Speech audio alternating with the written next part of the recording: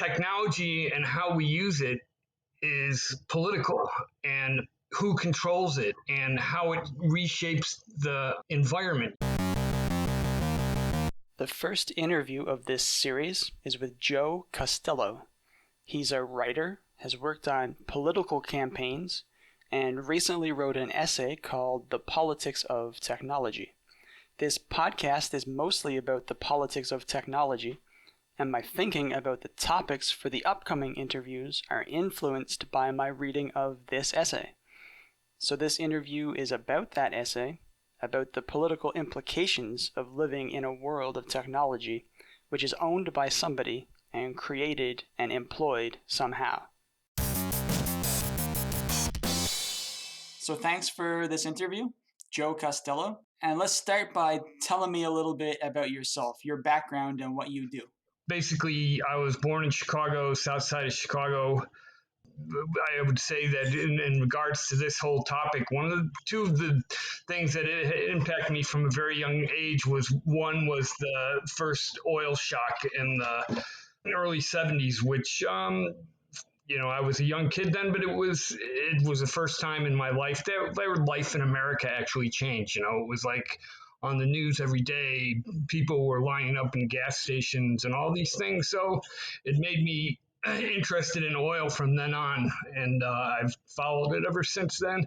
And then the second piece was I was always interested in wilderness and wild animals and things like that. And I also, when I was a young kid, they used to have these things called Time Life books, which were, you subscribe to them and they'd send you a book every month on a different animal. It was a picture book, pre-internet. And so you would see it, and they were pretty good, and they had, like things about what was going on, but everything for every animal, it was like, this animal is in trouble, it is endangered, or it's on the verge of extinction, for everyone. So both those things are where I came from, this whole understanding of technology and its impact on life in general, and then at a young age, when I was 19 years old, I got involved in a presidential campaign for 9 months, which was Teddy Kennedy's campaign for the Democratic primary in 1980. And I spent 9 months going around the country working on that. So I got an early and immersed version of American politics. What kind of stuff did you do for Ted Kennedy's campaign? Well, I was just a college kid. So, but, things like organized phone banks, putting together mass mailings, just kind of organization. I spent 14 hours a day with my head glued to a phone, talking to people. I mean, that's what I did, and then I was in Illinois and Michigan and Wisconsin and California. I ended up in California for the last month. So it was a heady experience for a young person. Nice. And so that's what I did. And then I basically went and did campaigns for 12 years. I mean, I graduated from school, but then I basically did campaigns for 12 years. In 92, I did another campaign, which was Jerry Brown's campaign for president, and I was the communications director. And in that one, we were looking at what all the problems were with American politics and campaigns. The control of the corporate media over the process, the influence of big money, which was growing, ever greater, and just how the system was kind of broken and that it needed to get fixed. And so we did that, and then I got out of campaigns, and I went into doing energy. At that point, California was looking at restructuring the electricity industry. So I got into that early, and really spent most of the 90s doing that and watching at the same time, which I learned about on the Brown campaign, was the beginning of the growth of the internet. And so those were two separate networks, right? The electricity grid and then this developing computer grid, but they have a lot of similarities and in some ways, a lot of differences in other ways. Yeah. So I got very interested in both of those things.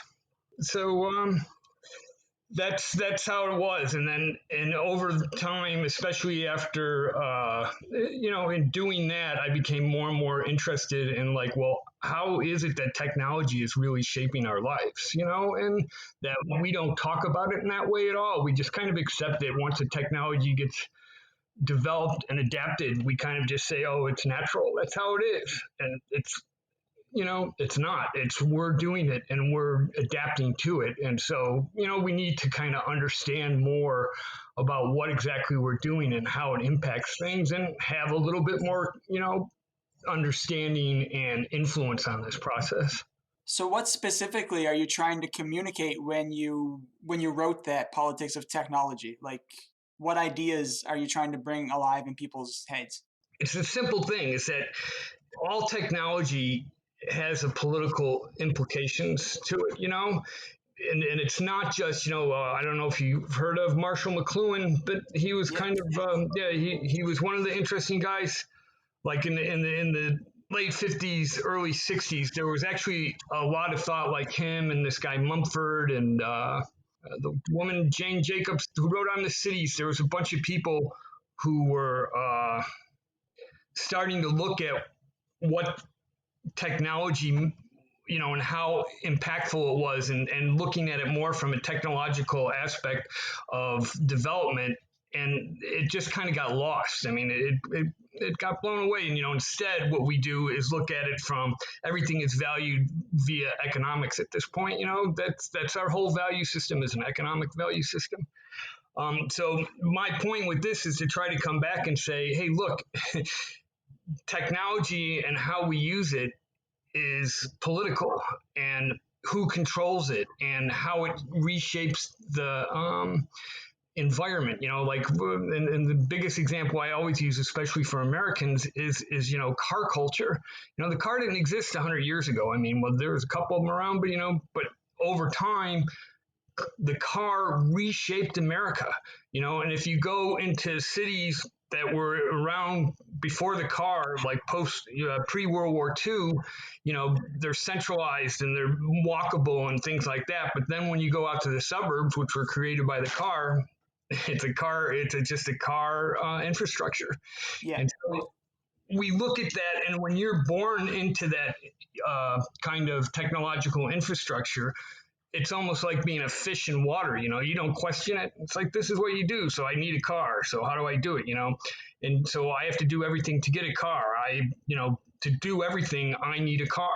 And so all technology is like that, and electricity was even a bigger force for reshaping life around us.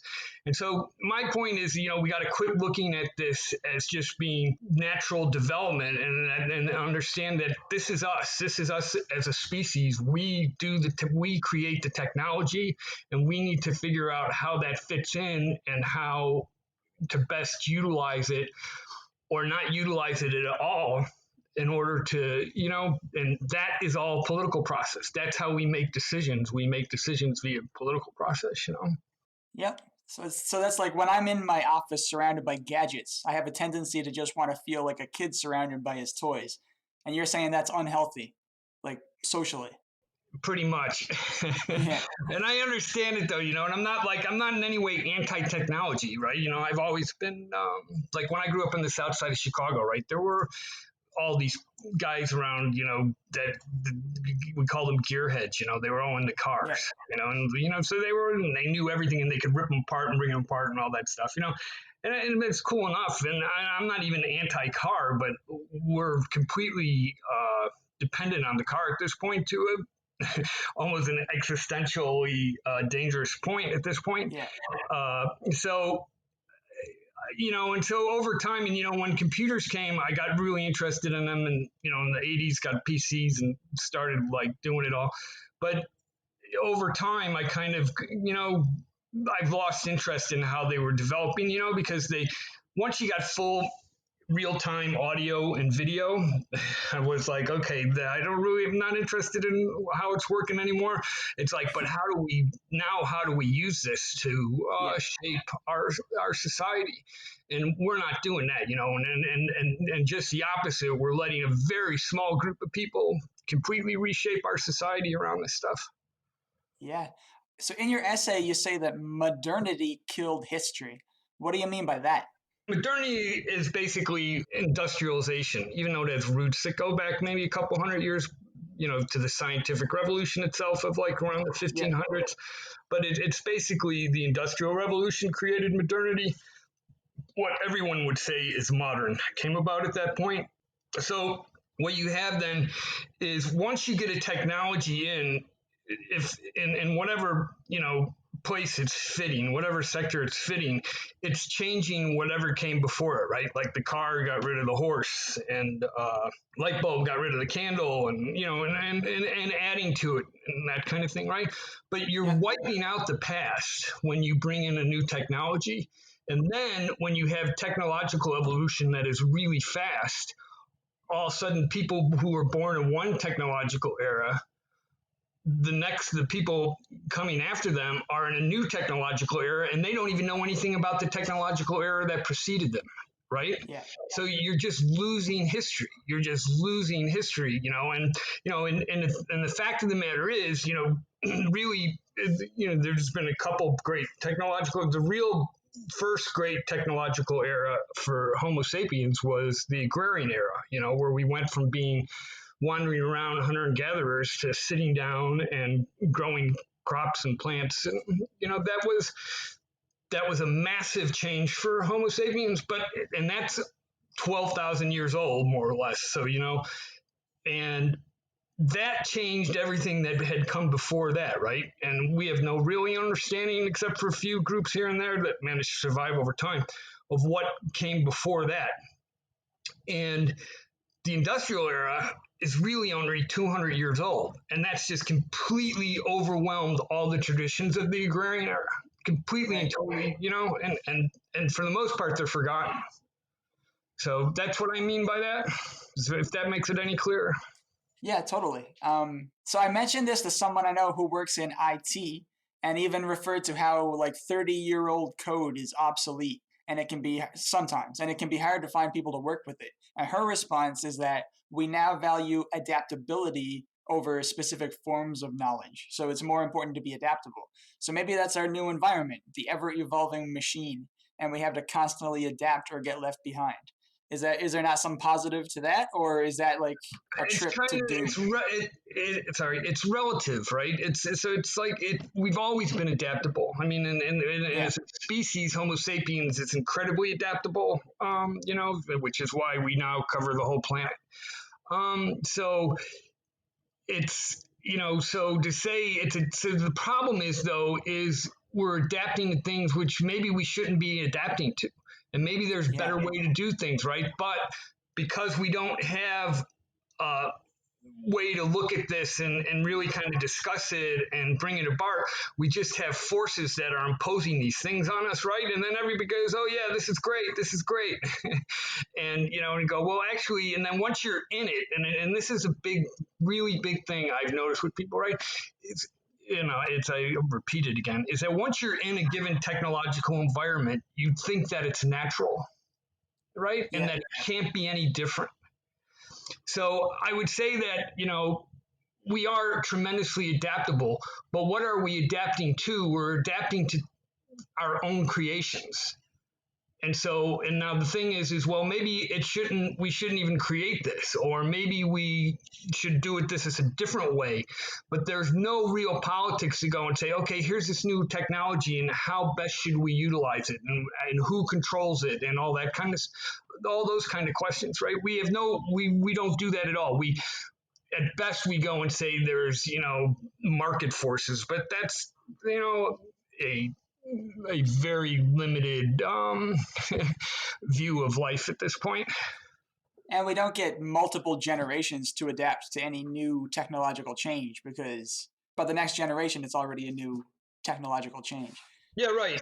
And which is all really new. I mean, it's really new. I mean, if you go back and read, like people 100 years ago who were in the first 100 years of the Industrial Revolution, and they were talking just about how big the change was and how fast it was coming, right?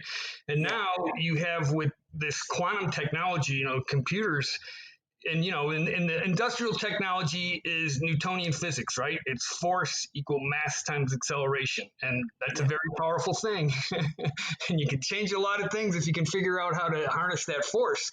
And now quantum is a whole different creature in many ways, and one thing we know, and so you start dealing with things that are moving at the speed of light, and I will say our species has a love of speed, and I'm not sure what that is, but and we've just said, oh, it's a good thing, and the faster we can do everything, that's good, but nobody's going anywhere. I mean, nobody's going anywhere. So, like, how much speed we need for things is a question that we need to be beginning to ask. But I don't get the sense that you're suggesting we should all become homesteaders or preppers either. But are they maybe the smart ones for keeping out of that and just sticking to traditions and living in communion with nature? Yeah, well, they may prove to be the smart ones. I'm not sure. That's like I said, I'm not anti-technology, but in a lot of ways, we need to bring back some things we've lost, some knowledge we've lost, and the biggest one, so, you had these physical sciences, physics, Newton, and then quantum physics, and these are the technologies that are really driving things. But, the whole biological understanding of how the world works, which is different in many ways from physics, is just really hit, and Darwin is only 130 years old, and I don't think I can tell you a handful of people who actually understand Darwinism now 150 years after it's kind of been in, this theory of natural selection. So that is all about bringing back how we got here. That brings history back into natural history, brings us back into the whole history of this planet. I mean, it's a really, amazing understanding, almost beyond our understanding when you start looking at the numbers and going into the past. But that is who we are. We are nature. I don't like the things that say what humans do. Anything humans do is nature. But that's what we came out of. And we've changed the environment that evolved us immensely just in the last 200 years. And it's got real problems, and we're still not dealing with any of them. I'm going to quote your essay. You said at one point, with secularization, modern culture allowed an ever quicker dismissal of the past in correlation with a perpetual push towards an always unrealized future. So do we worship the future if we're always pushing towards this future and we always want growth? Yeah, absolutely. We worship the future. Yeah, absolutely. Well, there's two big things, right? Like you said, growth is one, right? Because the value system that we have and that we've instituted with industrialization was just production and consumption of stuff. And the more stuff we produce, no quality here, just mass quantity, right? The more we produce, and for reasons, not that that's all terrible, but that if that's the only value, you're going to have big problems. And so that's what we've had. So we've brought in, so growth is good. We consider growth good. It doesn't matter what it is. Like you look at GDP, which is a measure. It doesn't matter what you're producing. It's just how much of it and how much people are being able to buy. And so that's our dominant value system. That's the dominant value system of industrialization. And then the other part of it is this notion of progress. And one of the biggest things that Darwin's natural selection bring in is there's no such thing as progress. There is, what you go back to your past, there's adaptability. There's change and there's adaptability. And the adaptability is relative to whatever change has happened. So if we create all these new technologies and adapt to them, it's not any progress. Where are you going? I mean, if you want to say there's progress, but progress is a big thing of, and it was hand in hand with the more stuff we produce, then that was considered more progress. The more speed, that's more progress. So now, we have to rethink a lot of these things, and I'm not trying to go, again, like we used to, I'm not saying, okay, everybody goes back to, a hut and things like that, but there's a big difference between that and where we are today. There's universes of different ways we could live between those two posts. But those forces that have been moving for the last 200 years, those are the ones that are still completely in control. Yeah, that's something I know I'm guilty of. I forget who said it, but they said it's easier to imagine the end of the world than the end of capitalism. And I have a difficult time imagining something other than capitalism. So I've been trying to stretch my imagination, but it's difficult. Yeah, no, it's very difficult to understand but to me, and this is the greatest thing lost with history, lost to history. That's what I always loved about history, right? Because history gives you perspective that Yeah. nothing today that's here today had to be there. It could have all been something different, right? And it's like, again, it's like evolution, right? It's contingent. A has to happen, then B has to happen, then C has to happen, then D happens. If B or C never happened, D is never going to happen. And the same thing is with history.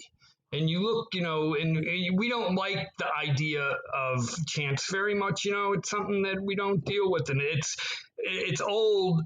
I would think actually that people who lived hunter gatherers had a much better dealing with chance than we do today.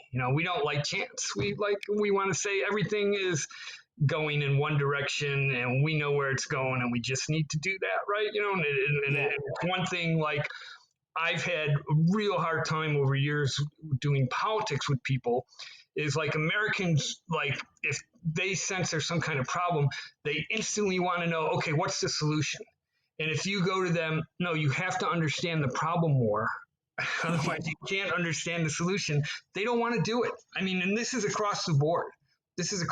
If you really go, no, think about the problem more. Let's look at this. Let's look at that. They don't want to do it. But if you go and say, okay, we got this problem, now let's do that, no matter how stupid an idea it is, like a lot of people will jump at it. Yeah. So I like how you contrast Darwinian or genetic evolution from the evolution of technology. Can you describe that contrast? Evolution, natural selection, and what we understand it, right, is change is caused in the individual by mutated genes. There's nothing planned about it. It's just like taking one set of genes and moving them over into the next generation. Sometimes they mess up and there's a new thing that comes out of it. And if that new thing proves useful to continuing life, it'll produce more and keep going, and it will eventually fit into whatever niche that it's found that it's done that, right?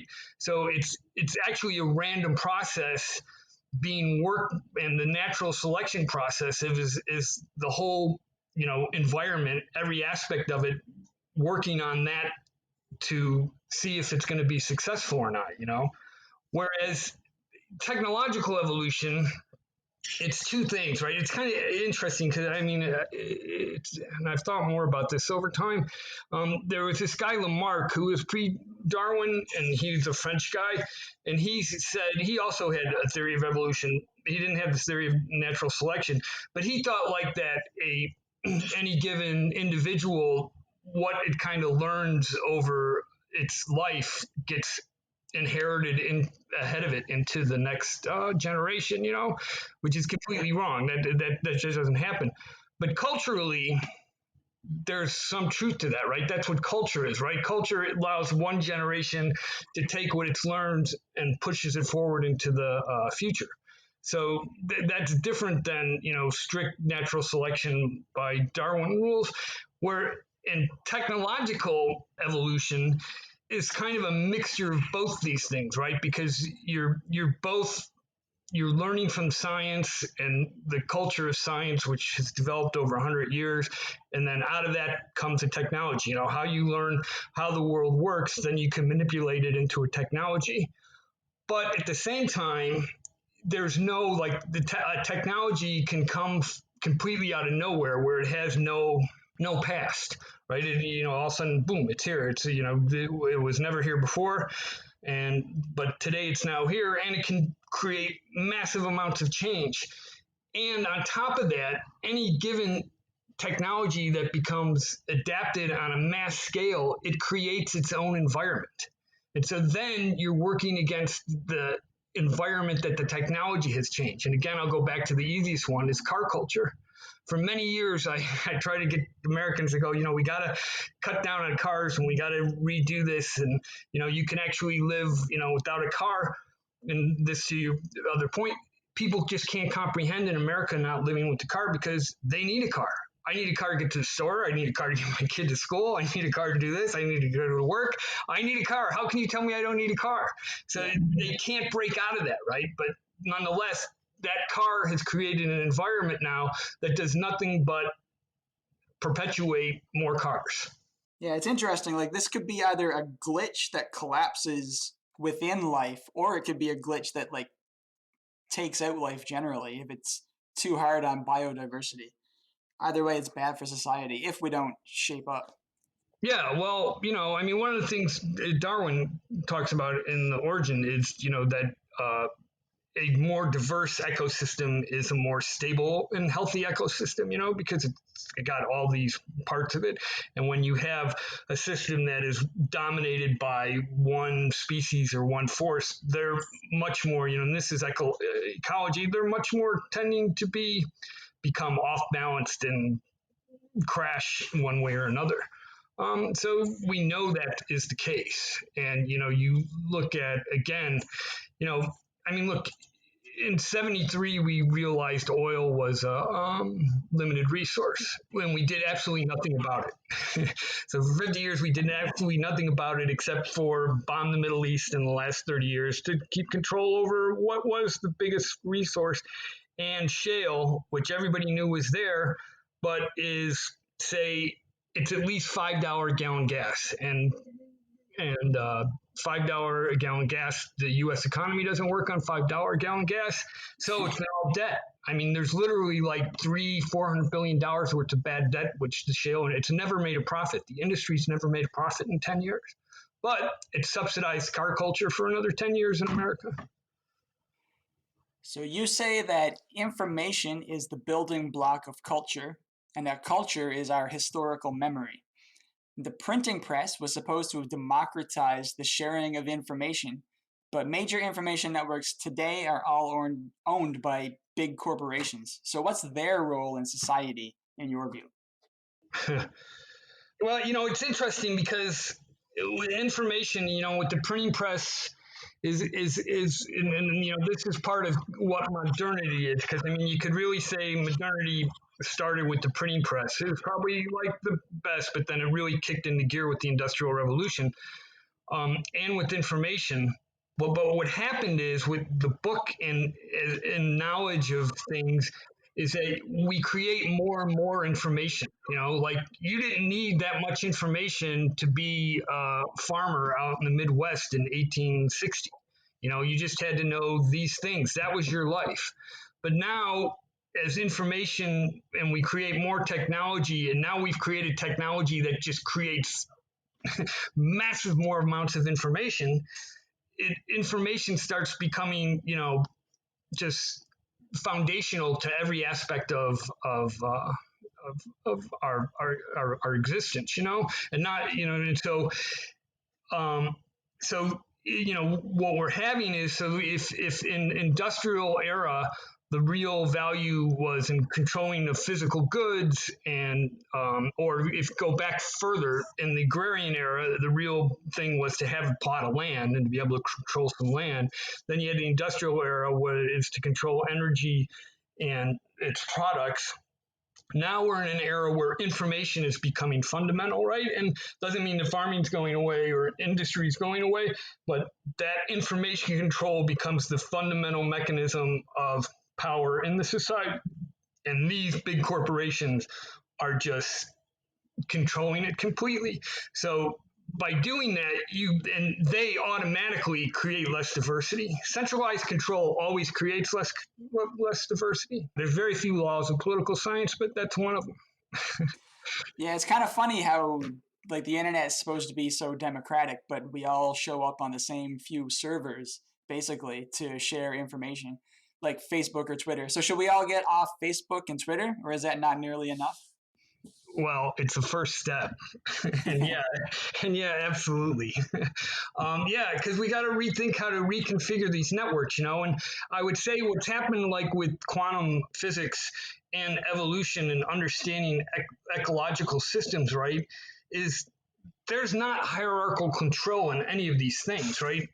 Yeah. Life is distributed order, but we don't, politically, are from, and this comes from the agrarian era again, because we don't know what our hunter and gatherers in general, for sure it was a much more democratic society, and whereas agrarian, that really brought hierarchy into everything. And then, once you had recorded history, hierarchy, became even more entrenched. So all of our politics is of a, of we is through a hierarchical lens of control from the top. And, democracy is, an anomaly. It's only been around a few times, it's like the ancient Greeks, ancient Romans, then the Renaissance, and this is in recorded history, then the Renaissance, and then with the founding of America. And so the traditions and understanding of that are still limited at the best, yet we have this technology which we could create a much more distributed order, but we don't know how to do it, and so it's like, and the internet is far from being a democratic medium at this point. Yeah. Not as bad as broadcast television, but it's getting there. It could be worse. In a few years, it could be worse. It's funny that we all voluntarily show up on like Twitter or Facebook, which are centralized, right? Like it's already bad enough that, say, certain companies own the wires or whatever, but it's kind of funny that we all voluntarily use that instead of things that are more decentralized. I'm not sure what that's about. Because it gives a sense of like, okay, I mean, it creates a sense, but it just puts a middleman in there, right? And 30 Yeah. years ago, I don't know how old you are, but 30 years ago, like the first kind of advocates of the internet and saying it was all about, we're taking out the middleman.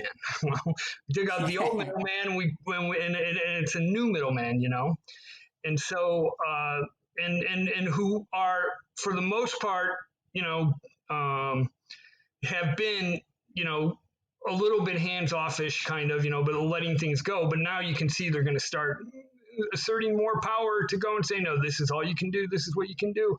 Yep. And the thing is, there's this guy, Ted Nelson. I don't know if you ever heard of him, but he was like 50 years ago. I think he might even still be alive. But he kind of created hypertext and this whole concept of the web. And, he didn't instantly, but he had, he was the first guy who really thought about like what this technology could start doing and things like that. And he had an interview, I don't know, when it was about 20 years ago, about 10 years into kind of the public explosion of the internet, and the companies that were coming. And he was just like, and it took me a while to understand it, but he was just like, this is so terrible how this has gone, da, da, da, da.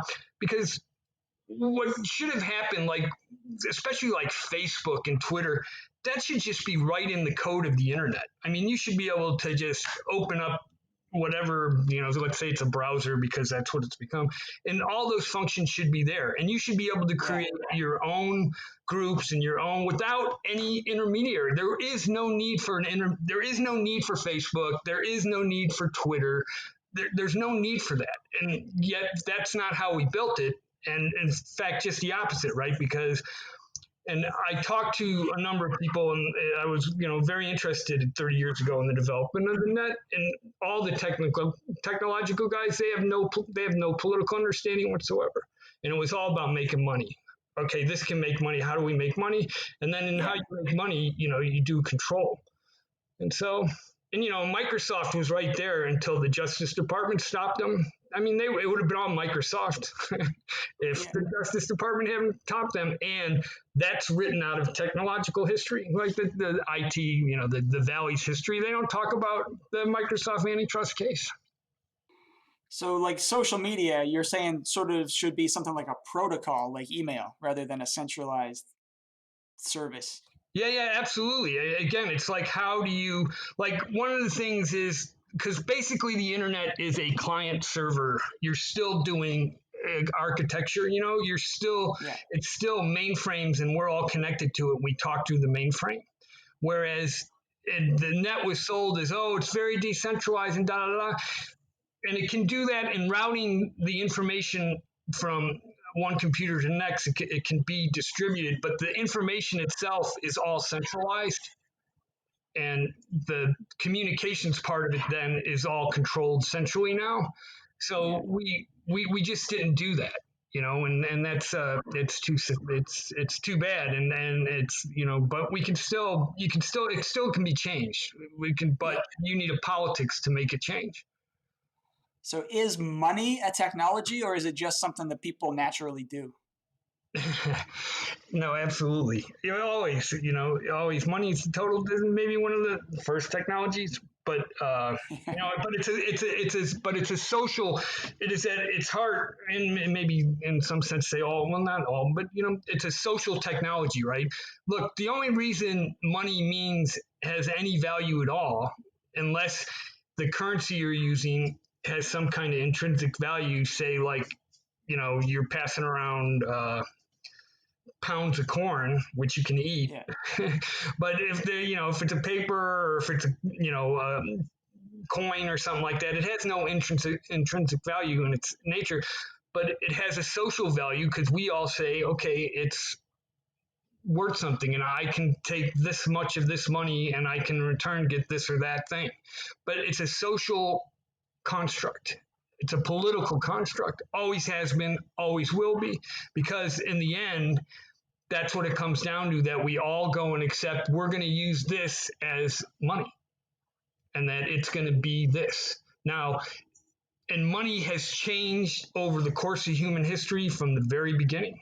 And yet, what we try to do is whatever power is controlling money at that point tries to say, oh, it's inevitable. It's how it's always been. We've always been here. It'll always been there, right? Because you want to, it needs to have some kind of value, and we as humans, funnily enough, we do value longevity in some respects.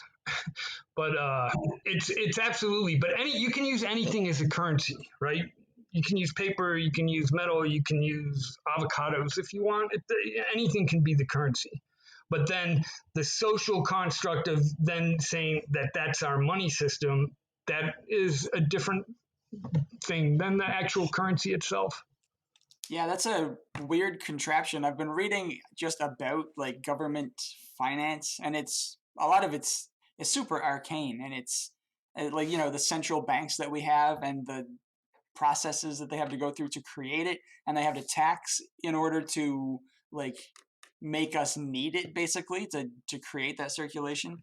So it's very clearly technology with massive social implications, but it's almost too big for me to wrap my head around. But it's interesting to they read. want you to do that. There's a couple books if you want. One is The Secrets of the Temple by a guy named Bill Grider. It's a great book on the history of money. The other one is by who? Bill Grider? Grider, Greider. Okay. And then Galbraith wrote a good book, which I can't quite think of it. It's like Money, where it came from, where it's going, something like that. And that's also a good history of money. See, one of the things they want to do is they want you to be stupid about money. All power. Look, throughout human history, the real power, once something has become a real power, it's no longer questioned. It's like, oh, it's natural. Power has always been here. So that's what they've tried to do with the money system. But our money system has changed immensely in the last 30 years, immensely. And people don't understand that. And where it's going to go is a big question. But it's changed immensely. And, that money system really was only around for about 50 years before that. So money is always constantly changing, even though they try to act like it doesn't change at all. and they've changed it. The big thing. And the biggest thing with money, the biggest power point with money is the creation point. Who has the ability to create money? That's the key to it. And so, like, one of the things to understand about money, you don't, let this confuse.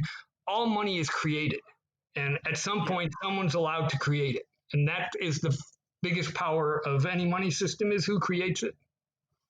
And it's the banks. They create, I think most money is created as debt in the banks. Yeah, but I it's don't bank have debt stats money. from That's it. right. That's bank debt money. That's been something that's developed over the last 200 years. And it's actually, but again, it's like, we've given the banks monopoly to creating money. I mean, the government can still print, but the system that's developed and has been in place in the last century has been the banks create the money, and we gave them that to do it, and they base it on debt. And it's not necessarily a terrible system. And in fact, it's a better system than the gold system, where money's just kind of outside the system and you bring it in and say, okay, this is our money, because the bank debt system is tied in some ways to the actual economy, right? Because you're going and saying, okay, here, we're going to give you $100 because we're going to get $100 back. And if we give you that and it comes back, then that's good. It worked. That was good. But what one of the things they've done in the last 30 years is we've created more and more and more debt. And now they're just going in, and the Fed is going in and buying up and pushing up all this bad debt. So there's no accountability in the system at this point. And I don't know how much longer that can go on, but it's gone on a lot longer than I thought it could. So would modern monetary theory make that worse, you think? The MMT people, I've always been like, well, what's the difference? That's what we got. I mean, I don't see how it's different. And they want to go and just say, oh, well, you could go and say, and you could fit it in and say, what, the government doesn't need to go in debt, and it can, print some money to build roads and things like that. And I'm not necessarily against that. And, how we need to change the money system in a lot of ways. Let's put it that way. Yeah. But if it's just centrally controlled and that's what they say, and then the only thing you're doing is looking for inflation, and then once inflation comes, you tax and tighten up the system, where's the difference? Where's the difference between what we got now and that? So I don't, again, I think how you democratically do money is a good question. And the one thing modern monetary theory is, it's not a democratic system.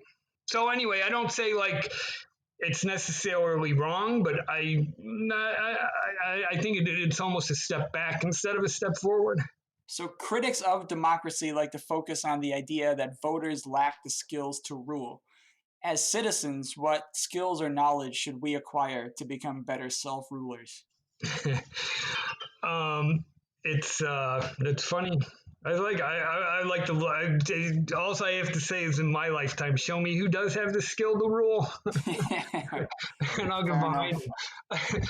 But one thing we need to start doing is we just need to start talking to each other, and we need to talk to each other outside of this idiotic political thing, which is a straitjacket. The established politics is a straitjacket at this point, and we need, this is just, we need to learn how to talk to each other. We just don't know how to do it anymore. And we need to learn to talk to each other about how the world works. So we all have to take a little bit of time and effort to learn about things like the money system, like the electricity system, like natural history, the history of us and history. And just like on any given, for anything that you're doing on any day, how did this thing get to me? What's behind it? How did it get manufactured? Where's it come from? All these things. I mean, but learn a little bit about the world, because Americans don't know anything about how the world works. I mean, it's sad. And yet, what we need to do is learn a little bit and then sit down and start talking to each other and say, okay, well, here's how this works. Now, is this how it should be working? And it's not working here. How do we change that? That's politics. And we don't have politics at this point. We have a very broken system that is used by a few people to think that they're profiting from it, but they're not in the end. So democracy provides signals or feedback into the system to regulate it, hopefully to make it stronger.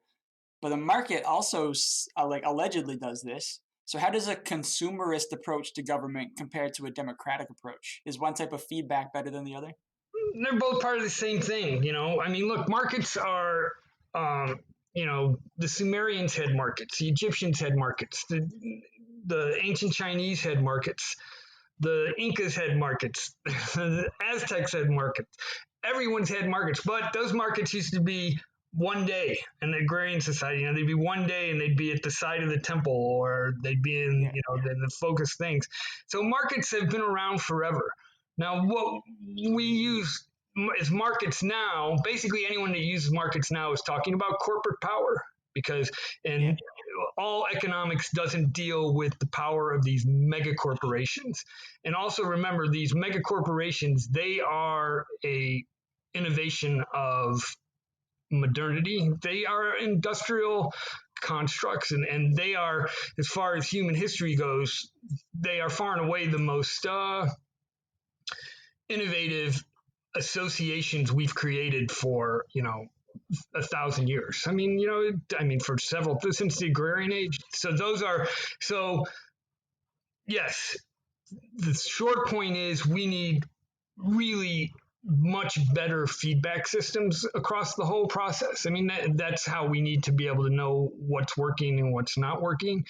But we need to set those up, because they don't really exist now. Like, for example, look at Poland. Here's a good example for.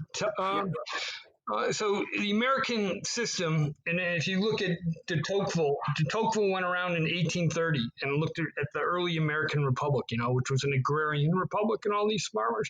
And he was just amazed of, this was democracy. This was the largest democracy, because, and no one most people never had anything to do with the federal government at all. Because the federal government, it was all town and counties was where all the decisions were made. The federal government was coming in behind this over time, And so, and then when that whole, and then the populist movement, which is a good thing in history for people to look at, that was the agrarian farmers trying to save themselves from the technological advances, particularly the railroad and modern banking. And they lost, but then, so politics changed in America. Politics has been changing in America again for the whole time. Change is always going on. And so then the biggest change, but you still had associations, you still had a lot of people, by associations, like the local Democratic Party or the local Republican Party, or, the Elks Club, or, this group that was put together to do the streets and this, they were still everywhere. But then broadcast media came in, first radio and then television, and destroyed that all. So in politics now, it's changing now with the internet. In what sense? I'm not sure, because Trump was really the cable television president. He was the cable television president. But with television, how does politics get feedback? Through polls. And so you have, and for a national poll in America, you're getting 1,500 responses or 2,000 responses. That's it. So there's nothing democratic about that. And then you're taking those responses and, putting them out over, large centralized media. So there's nothing democratic about this process. The fundamental component of democracy is people talking to each other. And there is none of that involved in this. So you sent me a piece that you wrote about evolution and democracy, and you were talking about the selfish gene and the triumph of the individual, and that it kind of coincides with gaining individual rights but losing our communal powers to centralized governments and corporate power structures. You'd like to see that power broken up and distributed into smaller institutions? So is that like localism, or absolutely some kind of network? Part of it is localism, because part of it is like how we structure around ourselves in our locality, right? But look, right now, industrial society, local is, it's a car. And so what's local? It's very hard. And it's the McDonald's, and it's the Walmart and everything else. That's all quote unquote local now. But nothing local about any of those things. They're all very central imposed systems. So we've lost that, and that's where we get our identity, so to speak. I mean, American identity is mostly tied to consumption and nothing more. And so, yeah, so the whole thing is, and so then going, and so, I'm sorry, say one more time, give me that last sentence you said. Just like, is this a call for localism? Right. And so, but the real revolutionary political value and idea that's come with Darwin and quantum physics is this whole idea of distributed order. And that runs against our whole experience from 10,000 years of agrarianism, of hierarchical political order. But we can create distributed order. Nature is all distributed order. So we could do that politically, and the closest we've ever gotten to that is any experiences we've had with democracy. That was like Jefferson, right? Jefferson's whole big thing was, if you want democracy, you have to decentralize. What would implementation look like then? If we're talking about, for one thing, incorporating a politics of technology into current democracies with good feedback, and there's some kind of localism going on. I know that's a big order. I'm asking you to like redesign society, but like, Right. What would that look like? It goes from everything to talking to people, looking at our local. Look, I think one of the things I think that's happened and that needs to be reversed. And this is because I can't give you a big picture of that. Trust me, I've been asked that over the years, and I still don't have it. I'm more like, let's start doing it, and then we can figure it out, right? Yeah. And but one thing I think is, it's 1.8% of the American population is involved in farming. That's just doesn't make sense. So, and you look at people's lives and what they're doing, certainly it could be a lot more healthier if we had like 20% of the population involved in farming. And I'm not talking like, peasants. We can also use the knowledge that we've gained over 1,000 years about how to do things and, make it, and it might not be, but it could be a pretty nice life, and bring back a lot of smaller towns and all these things and set up things on a different order. I mean, one of the things that's happening, and it's not going to change, and nor would I want it to, is the jobs that were, and a job really is an invention of the industrial era. There weren't jobs before the industrial era. You just were, you were a farmer. It wasn't your job to be a farmer. You were a farmer. But those are gone. We offshored them, but the technological stuff is going to automate them. Now, we don't have to do that, and we could certainly have a discussion about how to do it. But, a lot of these jobs, it's fine. Get them away. We can automate them. That'll be fine. So what are people going to do? And so with that same thing, it's kind of like, then there's this whole tsunami of information coming, right? And every time we plug into something, you just get that no individual can do. So we got to create associations. Like everything that we do has to have an editing factor about it, right? I mean, you're talking about fake news. How do you do that? Well, everything we do has to have some kind of editing factor. And as it's impossible for any individual to do it, we have to create associations around it, which we know, okay, and we are part of, and we can help with the editing process and go, this or that, never. But at least we know and go and say, well, this is going on. How do I know for sure this works? Well, I can go here and I know that, that information is going to be good. But so you're kind of talking about like different localities trying different things, but still connected with the high-tech technology. That's right. That's what I would say where, you started out a while ago about proving about people going back to local, and it'll be proved. But the thing is how do you distributedly network the world? I mean, how do you do that? And it's the whole world, because in the end, I mean, look, the one big thing that you could say for the human mind that is like not much more than 100 years old, and that everybody has kind of understands now that it's alive, is we live on this planet. there's just this one planet, and you go up anywhere you're at, you go up pretty far, there ain't nothing. I mean, you go up not very Yeah. far and there's nothing for a long way. So, we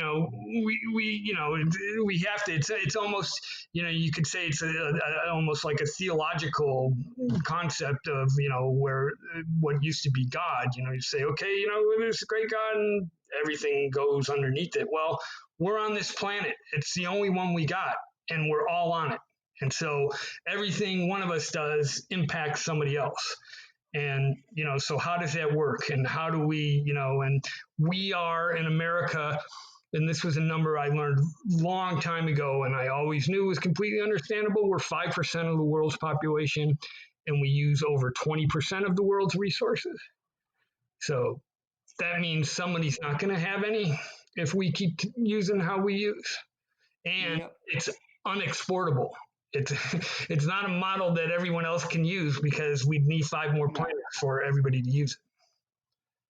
So another kind of maybe unwieldy big question, but in Jason Hickel's book, Less is More, he suggests that the rise of capitalist exploitation was enabled by moving from animistic belief systems to dualistic materialism. So like moving from believing that spirits lived in stuff or that stuff was alive to the idea that cold inanimate matter could be exploited by us. So would some updated non-dualistic belief system maybe enable a rethinking of our relationship with technology? I think it has to, but again, I think it's kind of like, to me, it's understanding, the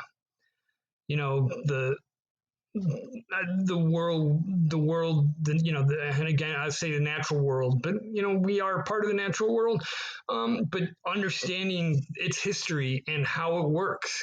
And to me, that is, you call it a new animism. It's like it's sublimely. I've always thought like just sublimely beautiful and just crazy, literally like how life functions and across the whole thing. And so we need to learn that, we need to learn that like we've massively changed the environment which evolved us, and now and there ain't anybody I'm gonna and who've my whole life who I've looked at and go and says, oh, don't worry about it, we can get rid of that, and you can rely on me. No thanks. So I think like it's more like I don't disagree with what that's saying, but I think it's more just kind of understanding life and how it works and our whole history. And by our whole history, I mean, how we got here as a species. To me, you can build something off of that, which is could be of value to everybody. So you've worked on energy issues. Everybody agrees that we're destroying the planet to constantly increase our energy use. Is there any hope? So I suppose there's always hope. Obama's so destroyed. Obama's so destroyed hope. Look, I think you just got to go and here's what I would say. 2 things. One is everybody, you should go and say, okay, how are we going to do it and how are we going to change it and work toward that, and keep working toward that. And then where it's going to go, I can't tell you. Look, there's a lot of things. If there's someone who's looked at this stuff for decades, that have gone along a lot longer than I thought they could. But so I'll just say that. And then the second thing is, whatever happens, I don't think the human species is going anywhere at this point. Now, it might diminish in size quite considerable degree at some point in the not too distant future, but I think we're still going to be going on. And the other thing is, it's a lot of what we look at where an unsustainability are very much American problems more than the rest of the world problems. So look at the Chinese, for example, right? And I think they got sold a bill of goods. The American banks went over there in the 70s, and they started teaching, well, here, how you develop is you make cars, and we need more roads, and that's what they did. And but here we are, and it's been an incredible experience for the Chinese, but not anything new. Industrialization has been very fast, no matter where it's happened. It's been of a great scale there, but look, almost half their population is still rural farmers, and small scale farmers. Half their population. The GDP of or the per capita, each person consumption level is 1/4 of that of what it is in America. Still, and they're a population that's 4 times the size of America. So it's a lot of what it is, and it's what that, and it's one thing that's drove me nuts because I've been around for this whole process of globalization, which has came and is going. But it was always an onyx to go and tell everybody they could live with Americans. Like I said, when I first got that number of 5% of the population, we were using 25% of the world's resources. But now, because so there are other areas have kind of gone, particularly the Chinese, and brought it up, we're only using 20%. But that can't happen. So I think we can change, and I think events are moving things more than anything else. And out of those events, when talk to your friend about adaptability, people are going to have to adapt to new lifestyles without a doubt. Yeah. And so that's going to happen one way. And so out of that, I think is probably the best hope for a new politics is people start going, okay, we can't do this anymore, and we're going to start, and there's going to be more and more people who can't do it anymore. So how do we do things differently? That's interesting. Okay. So when thinking about some particular technology, what questions can we ask ourselves to understand its political impacts? Pretty much everything. It's like, okay, what's it doing? And then what is it doing to my life? And how's that going to change my life one way or another? How's it manufactured? What gets used in it? How does it get used? What are the, how does it get distributed? How does it, what's its impact on the larger environment, not just our part of it, but what's the impact on the larger environment in which we all live? Those are all questions that people should be asking, how do we bring it in and then have some kind of democratic control over it, and not where it becomes the sole ownership of one massive corporation that then becomes, unhealthily powerful. I was going to ask you about some books that people could read or documentaries to watch that helped inform your perspective. You already mentioned a couple, but are there any others you'd like to share? Boy, there's so many. I would say Braudels, because he was French, a French historian from about 50 years ago, and he wrote the Civilization and Capitalism, 3 books, and that's just a wonderful book about how technology changed life over the last 500 years. A great history book. There's McLuhan's Understanding Media, and the Gutenberg Galaxy, and again, but the thing is that all this, well, Braudels is like just in a league of his own, and McLuhan also is more kind of, he was as much kind of hypothesizing, but right on a lot of stuff. Like one of the things he said is, first we create technology, and then technology recreates us. And that's totally a guy, Lewis Mumford. He was another guy. Hannah Arendt is one of the greatest democratic thinkers ever. And she's written a number of books. On Revolution is just a really good book about democracy. Stephen Jay Gould's books on evolution are really good. And I just finished this guy, and I'm just giving you things as I go along here. Sure. Guillermo Ferrero, who is, and he was around 100 years ago, and he wrote this book on the greatness and decline of Rome.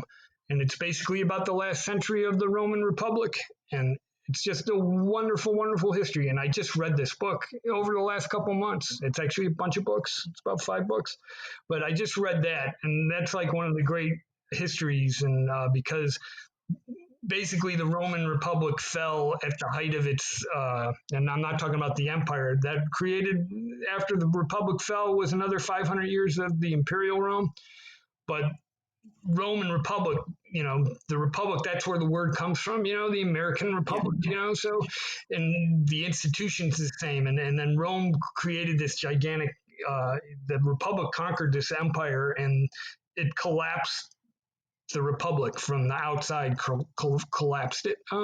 So that's a great book. Did I mention E.O. Wilson? No. Yeah, E.O. Wilson is just a great biologist in looking at the natural world. All the the guys that did the early quantum physics, they all wrote some good stuff, like Bohr and Heisenberg and then Richard Feynman. He wrote some interesting things, but these are all like, those are more like, okay, here's how at the bottom of things, how things work, and it's much more sublimely magnificent than anything we've come up in our stories about how things work. Like how the world actually works is just really an amazing thing, and we should know more about that. It would give us all greater appreciation of life. Can we understand Bohr and Heisenberg without like a science degree?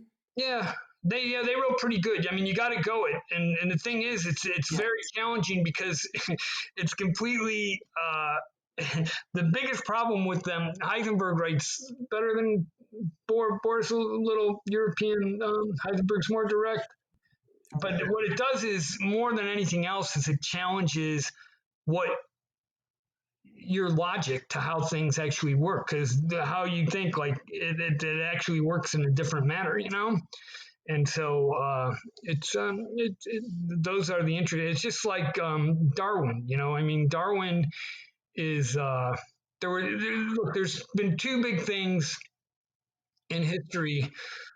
One was Copernicus, who went and said, the sun ain't traveling around us, we're traveling around the sun. So that knocked us down one pedestal. And then the second one was Darwin. And Darwin went and said, well, we came out of this whole history of things. The world wasn't created for us. In fact, we're kind of just a crazy little offshoot that has been tremendously successful in changing the world. So those are things that are very fundamentally challenging to our notions of history and of what we were supposed to be. But nonetheless, that is how it is. And, if we don't understand those things, and yet at the same time, now with quantum physics, we've created all this new technology, and it runs on these understandings. It doesn't run on it runs that we know how that works. And now we're changing the biology stuff, and we're starting to screw around with genes and stuff like that. Well, it's natural selection is how it works. It doesn't work any other way. And, so to not understand that is really, and then to be doing this is just quite, I don't know what you want to call it. I wouldn't say it bodes well for the future. Yeah. So is there anything we've missed? Anything you want to add? Anything that I interrupted you on that you'd like to go deeper into? See, like here's the thing I was telling you about Tocqueville. Yeah. And Tocqueville certainly like someone people should read. That book is like one of the great works of history of every aspect of America in 1830. It's some of the most precise and good writing about American policy toward Native Americans, which was horrendous, and he doesn't, and about what terrible thing slavery was and how it was, but it also talked about that democratic system which worked across the country, and and so it's easy. But he says, and here's the point where you're talking about the local. So he wrote this in 1830, right? And he goes, it is easy to foresee that the time is approaching when a man by himself alone will be less and less in a state to produce the things that are the most common and the most necessary to his life. And he wrote that, almost 200 years ago, and here we are. No one produces anything, right? Yeah, that's the big, like, when you talk about what's lost to history, like the stuff that we knew, even my grandparents, they knew how to live off the land. Like, if you could drop them in the woods, they wouldn't be comfortable, but they'd survive. Yeah, But yeah. I don't, like, most of us don't have those skills. Right, and I've spent in the last half dozen years, I spent a couple years in Nigeria and Tanzania, and I try to explain to Americans. I say here, the difference in life is one thing: it's the availability of physical and energy resources you have at command that they have no ability to have at that point, and you would be really surprised at how little people can live on, and still live and not be completely destitute by any means, but they don't have a lot, you know?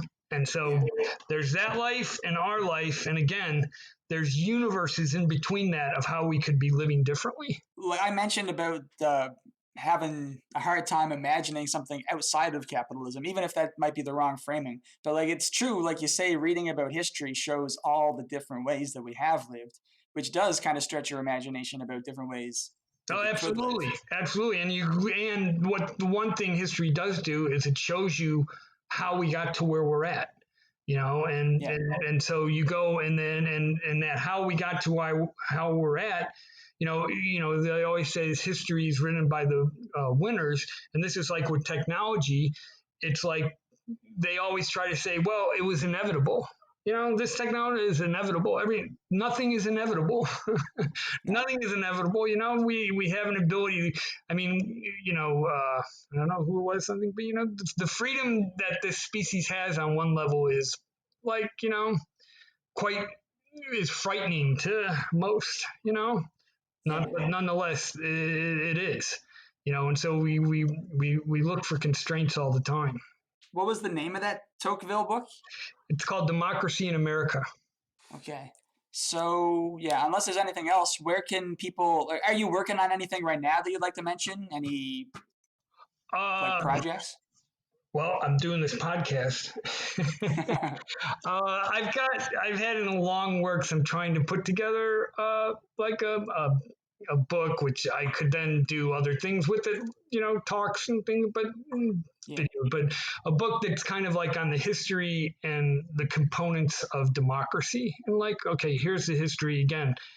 Democracy's been an anomaly in recorded history. It hasn't been around, but more than a few times. And then what are the components? What are the similar components in those 3 times it's been around? What are the components that they all shared? And so I want to do that, but I want to make it kind of simple, so that it's just, so I'm still working on it. I don't know when it'll be done. If people want to find your work online, can they do that, or are you mostly just offline? Now I am. I just got off Twitter a couple months ago, and Facebook. Okay. I've always hit Facebook. I always hated. So, and then over the time I've had Yeah. various websites.